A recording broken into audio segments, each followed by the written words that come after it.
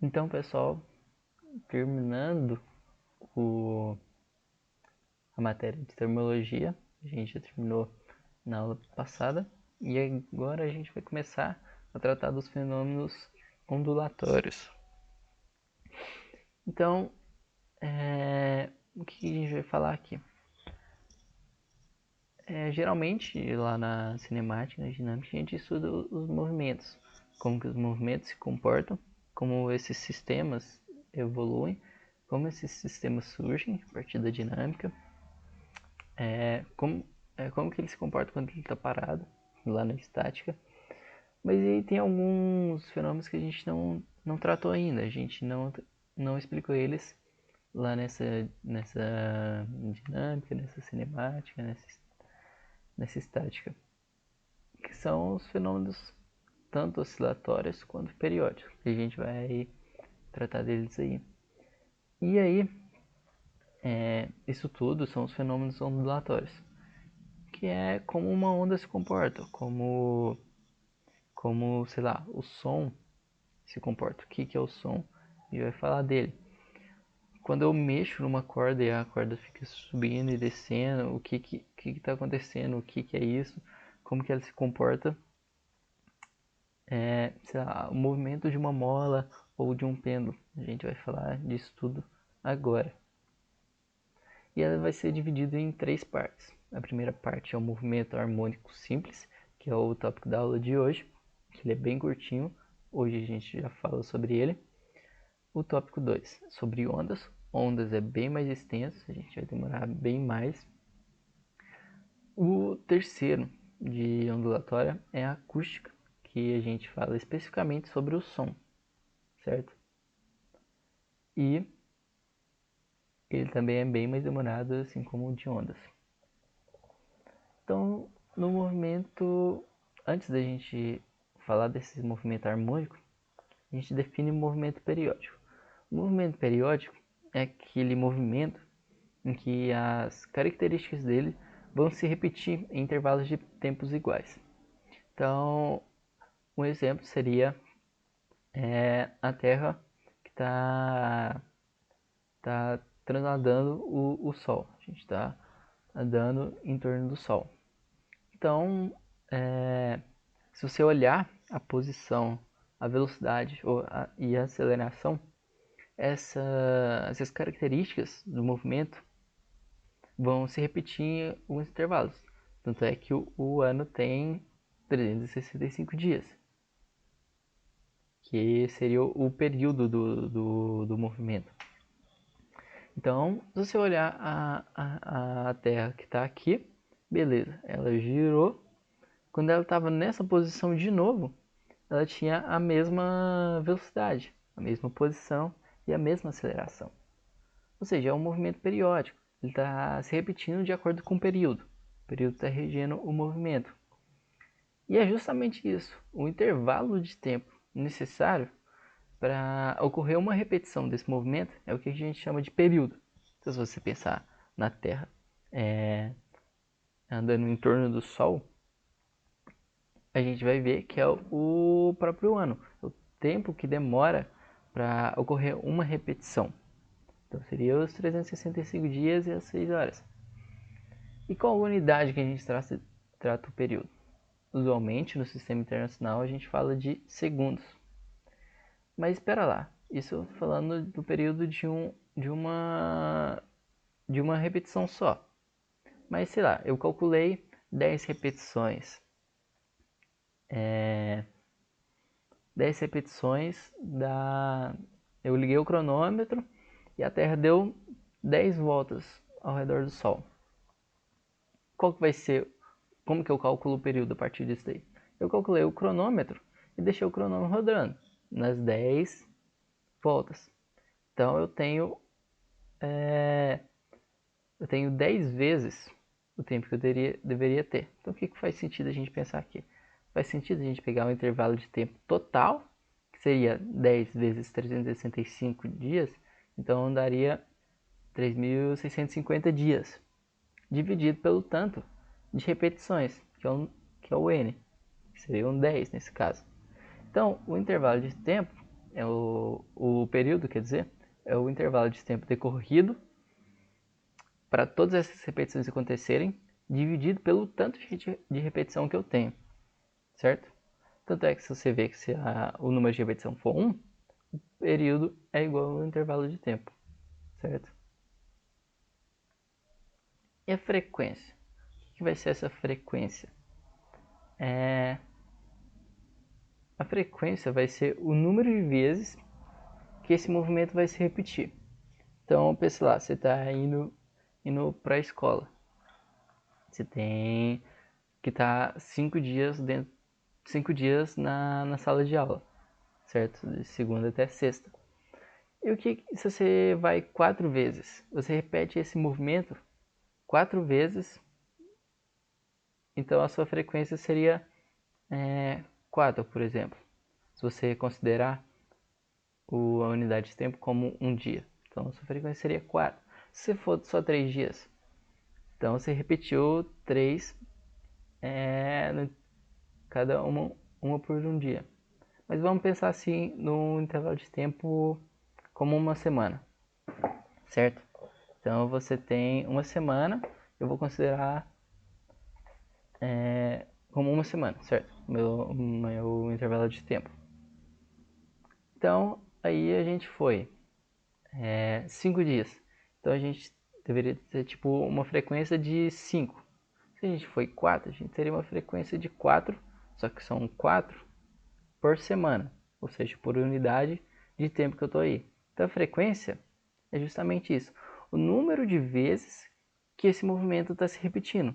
Então se você foi 5 vezes na escola, você repetiu esse movimento 5 vezes. Se você foi 4, você repetiu esse movimento 4 vezes. Só que aí você está considerando em relação a uma unidade de tempo específica. Por isso que fica aqui o número de repetições dividido pelo intervalo de tempo, certo? E aí ficaria o quê? O número de repetições não tem unidade, então ficaria 1 sobre segundo, que é a mesma coisa que eu dizer que é segundo a menos 1. Ou seja, segundo elevado a menos 1, que é o que a gente chama do Hertz, que o símbolozinho é o Hz. Isso é a frequência do meu movimento. Só que pera lá, eu vi aqui que o período é o intervalo de tempo dividido pelo número de repetições. E eu vi agora que a frequência é o número de repetições dividido pelo intervalo de tempo. Ou seja, a frequência é o inverso do período. Ou seja, frequência é igual a 1 sobre o t. Da mesma forma, o período é igual a 1 sobre f. Certo? O ponto de equilíbrio a gente vai falar mais tarde, já nos exemplos, que fica mais fácil. Então aí, a gente falou do movimento periódico. E agora a gente vai tratar de outro, que é o movimento oscilatório. Se ele está oscilando, é plausível da gente pensar que ele está indo e voltando. Então pensa, você está oscilando entre levantar da cama e deitar de novo. Está levantando e voltando a deitar. Levantando, voltando a deitar. Levantando, voltando a deitar. Ou seja, tem dois sentidos. Um que você levanta e fica em pé, e o outro que você está em pé e se deita. Ou seja, você tem uma trajetória, que é você levantar ou você se deitar. Essa é a sua trajetória. Só que existe dois sentidos aí. Um sentido que você se levanta e o sentido que você se deita. Então, isso é oscilar. Você está tendo um movimento em uma mesma trajetória em que você está somente alternando de sentido, certo? Então, pensa aqui, a gente vai falar disso, você tem uma mola e você tem uma massinha. Você estica você pega essa massinha, joga um pouquinho mais para frente, a mola está esticada, vai ter uma força que vai puxar ela para trás. Então ela vai voltar para cá. Só que aqui a mola está comprimida, vai ter uma força que vai repelir ela. Então ela vai voltar e volta na mesma posição. Então vai acontecer esse movimento. ela está oscilando entre essas posições. E aí o ponto de equilíbrio é onde essa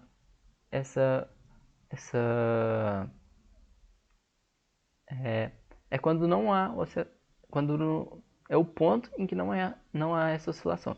Então lembra lá que a molinha estava em repouso e um ponto. Então aquele ponto era o ponto de equilíbrio. E a partir do momento que eu dei energia para o sistema, eu puxei e aí começou a oscilar. Então esses outros pontos não são um ponto de equilíbrio, mas aquele ponto é. E aí o que está acontecendo? Se está acontecendo um movimento, tem alguma coisa que causa esse movimento. A gente fala disso na dinâmica. Então, geralmente a gente fala que existe uma força que causa uma aceleração, causa um movimento, uma variação de velocidade aí. Só que é uma força especial. É uma força que está fazendo com que o sistema sempre volte a um estado que estava antes. Então, voltando lá no exemplo de você levantar da cama ou voltar. Você sempre Depois que você levanta, vai ter uma força que vai fazer você se deitar de novo. E quando você está deitado, vai ter uma força que vai fazer você levantar de novo.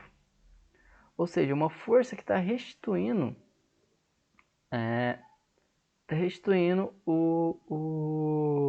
a sua situação.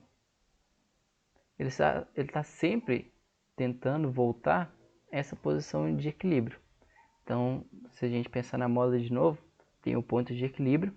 E quando você estica para cá e solta, existe uma força que está tentando fazer a mola voltar para o ponto que estava aqui, que era o ponto de equilíbrio, onde não tinha variação de distância nenhuma.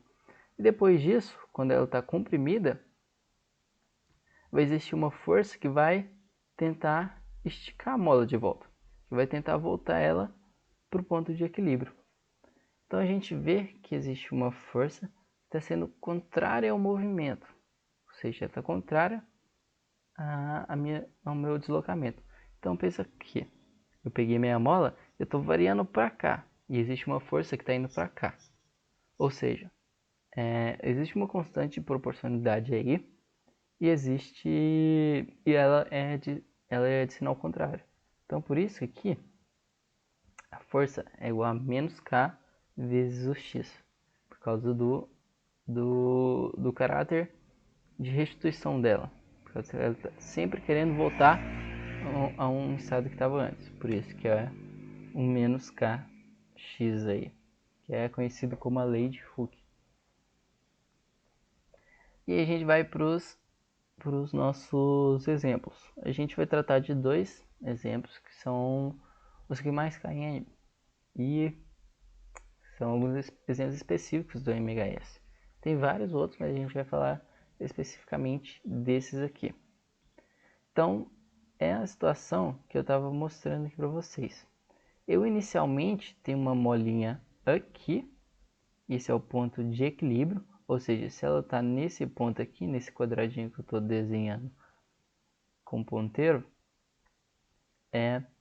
eu digo que ela está em equilíbrio, ou seja, a bola não está nem esticada e nem comprimida, ou seja, não está acontecendo nada. Se eu deixar a mola desse jeito, ela vai continuar desse jeito para sempre, se puder. Mas aí eu fiz ela ter algum deslocamento aí. Eu desloquei daqui até esse ponto. Se eu desloquei até esse ponto, eu causei uma variação. Então aqui apareceu um X. Então aqui, se apareceu um X, apareceu também uma força, que é contrária à minha variação do X. Então eu variei meu X para cá, então apareceu uma força para cá. E essa força vai fazer com que a mola venha. Ela veio, passou daqui, veio até esse ponto daqui, que é o ponto onde ela está comprimida. Se ela está comprimida, eu estou ocasionando um deslocamento de x para cá em relação ao ponto de equilíbrio. Você sempre considera esse x aqui em relação ao ponto de equilíbrio. Então eu ocasionei uma variação de x para cá e daí apareceu uma força contrária que vai fazer com que minha molinha volte para cá, certo? Então é esse o movimento de vai e vem. Então veio, voltou e vai fazendo isso. Você está vendo que o movimento está se repetindo em intervalos de tempos iguais. Então por isso ele é periódico e ele também ele também é oscilatório, por causa que está ocorrendo essa variação do sentido enquanto ele está oscilando, certo? E aí tem alguns nomes específicos que a gente vai falar. Essa variação máxima aqui, ele vai até um certo ponto. Então tem um x máximo. Esse x máximo eu chamo de amplitude do meu movimento, certo? Então tem o nome de amplitude. Esse ponto onde essa elongação, ou seja, essa variação no x é nula, ou seja, aqui quando não tem variação de x nenhuma, eu falo que é o meu ponto de equilíbrio, é o ponto de equilíbrio, certo? E aí tem dois casos. Tem os casos que essa massa está na extremidade e tem quando ela está passando pelo meio. Então, vamos ver aqui. Ó, ela está sendo esticada, vamos tratar aqui como se ela estivesse no ponto de equilíbrio e a gente estivesse trazendo ela para cá, e ela voltou e ela veio para cá. No que ela veio para cá, ela está na iminência de voltar. Se ela está na iminência de voltar, quer dizer que ela não está indo nem para frente e nem para trás, por causa que ela está na iminência ainda. Então, quando a massa atinge a elongação máxima, ou seja, quando ela está nas extremidades, quando ela atingir a amplitude do movimento, a minha velocidade é igual a zero. Então, quando ela chega lá, ela para, a massinha para, e a partir disso ela começa o movimento para cá. E quando ela está aqui de novo, ela está se comprimindo, até atingir a amplitude. Quando ela atingiu a amplitude, a velocidade é zero. Por quê? Porque ela vai começar a aparecer uma força que está empurrando para cá, certo? E aí, isso eu falei da velocidade. Mas aí, você lembra que força é igual a massa vezes aceleração, certo? Então, se eu igualasse aqui, eu poderia igualar. Então, qual que seria a minha aceleração máxima aí? Minha aceleração máxima seria quando o meu x fosse o máximo, já que o k é uma constante. E quando o x é máximo? Quando o x é igual a A, ou seja, quando a minha elongação é igual à amplitude do meu movimento, ou seja, nas extremidades. Então, nas extremidades, a velocidade é nula e minha aceleração em módulo é máxima. Ou seja, se eu considerar para cá o sentido positivo, certo? Eu vou ter que considerar isso aí nas minhas análises. Então, se a força está indo para cá, ela está contrária ao meu sentido positivo. Então, a minha força é negativa. E, consequentemente, a minha aceleração é negativa, por causa que ela está indo para cá. Mas nessa situação, a minha força está indo para cá, a favor do meu sentido positivo, que eu considerei. E a minha aceleração, consequentemente, também vai estar. Então, a minha aceleração é máxima aqui e a minha aceleração é mínima aqui. Mas se a gente falar em módulo, assim, a gente sempre está falando no valor positivo. Então, o módulo da minha aceleração nas extremidades é máximo. E o módulo da velocidade é igual a zero. E falta um ponto para a gente considerar, que é quando ela está passando no meio aqui. Certo? Quando ela está passando nesse meio aqui, quando ela está passando nesse meio aqui, o que está acontecendo? Ela está ganhando velocidade, desde que a velocidade dela estava zero, ela vem ganhando velocidade. Só que quando ela está ganhando velocidade, até ela atingir o ponto de equilíbrio, e depois ela vai reduzindo velocidade até ela parar. Depois ela vai aumentando. Passou do ponto de equilíbrio, vai diminuindo até chegar no zero. Ou seja, aqui, quando ela está passando pelo ponto de equilíbrio, a velocidade em módulo é máxima, certo? Então, ó, quando ela está passando aqui, em módulo é máxima. Se eu considerar o meu eixo positivo sendo para cá, minha aceleração, a minha velocidade para cá é mínima, minha velocidade para lá é máxima. Mas se a gente tratar em módulo, a gente sempre está falando o valor positivo disso. Então a velocidade nos pontos de equilíbrio é máxima. Se a minha velocidade é máxima aqui, eu vejo que a minha elongação é zero. Eu não tenho variação de x quando ele está aqui nesse ponto. Se não tem variação de x, não tem aceleração, não tem força. A minha aceleração nesse ponto é zero. Então, muito cuidado nesses dois casos, esses três casos na verdade, que tem essas velocidades, essas acelerações. Então, é bom lembrar disso daí. E aí a gente vai ter um período, que é o período que a gente estava falando aqui. Só que é um período, para esses dois exemplos que a gente vai tratar, o período é especial. Quanto que ele vale? Ele vale 2π vezes a raiz quadrada da massa dividido pela constante. Essa constante é a constante elástica da própria mola.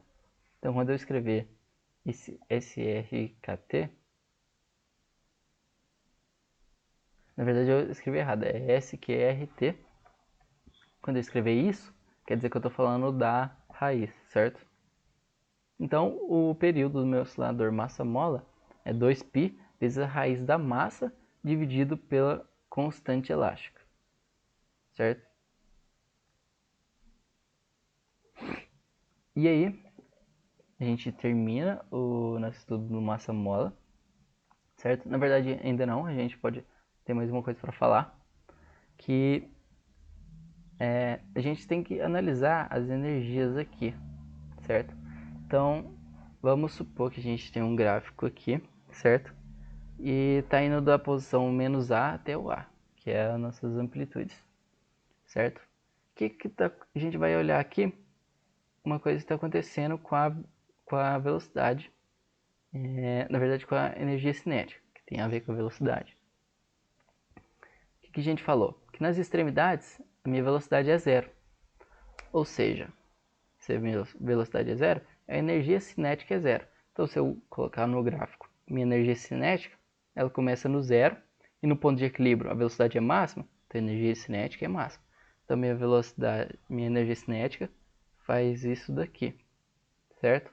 Ela começa no zero, vai até o máximo e volta para o zero.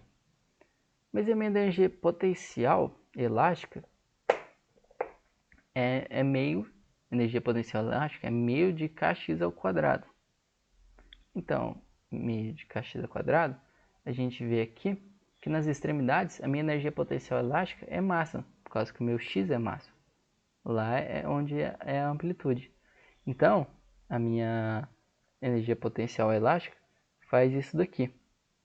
Começa no máximo, no ponto de equilíbrio é zero e vai até o máximo. Você vê que existe uma troca de energia aí. está sendo energia potencial convertida em energia cinética, até essa energia cinética ser convertida em energia potencial. E a energia potencial vai sendo convertida em energia cinética, até essa energia cinética ser convertida em energia potencial. Vai ocorrendo esse movimento de vai e vem. Certo? E aí o período, a gente vai tratar agora do pêndulo simples. Então o que é o pêndulo? Você pega um cordãozinho, amarra em algum negócio, você tem uma massa, você solta essa massa vai até um ponto e vai voltar, certo? Isso é uma oscilação. Ela sai de um ponto e voltar, isso é uma oscilação, certo? E aí, se a gente for desenhar o diagrama de forças aqui, a gente tem uma tensão vindo para cá, e a gente tem um mg aqui. Se a gente decompor essa força, peso, a gente tem uma componente aqui e tem uma componente para cá. Essa componente que está aqui, ela está se anulando fisicamente com a tensão, certo? Tanto é que a massa não faz isso daqui, até porque as duas forças estão se anulando, então ela não vai variando assim, certo? Ela vai variando assim, porque tem uma força, uma componente aqui da força peso que está agindo aqui, certo? Então, se tem uma componente de peso agindo assim, ela vai vindo até um ponto em que e aí a minha componente vai vir para o outro lado. Isso é uma outra força restauradora, certo? Então, vai ter o peluzinho, vai vindo para cá, tem um ponto que a minha força restauradora muda de sentido e volta. E tudo que a gente tinha falado por massa-mola, sobre a elongação ser máxima. Máxima é o que a gente chama de amplitude, que o ponto de elongação, onde a elongação é mínima, é chamado de ponto de equilíbrio.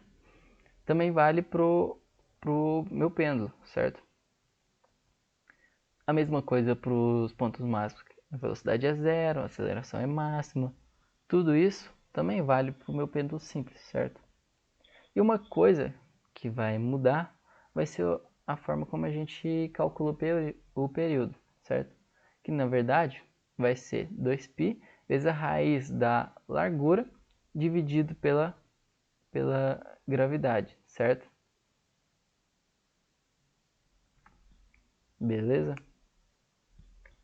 E aí, uma coisa interessante é que o período não vai depender da massa, certo? Você vê que aqui o período, você pode colocar 10 quilos, 20 quilos, que o meu período vai continuar o mesmo, certo? Então, você vê que o período do meu pêndulo simples não vai depender da massa, certo? Então, para o meu MHS, é só isso que a gente tem para falar sobre. Ele é bem rapidinho e não cai muito, por isso que eu passei bem rápido mesmo. Até poderia ter deduzido essas formas de período, mas não precisa, porque senão eu teria que introduzir outras coisas para trás e ficaria coisas além do que não precisa e não cai em vestibular, muito menos no Enem, certo? Então, sobre o MHS é só isso. Daqui a pouco a gente vai tratar sobre ondas.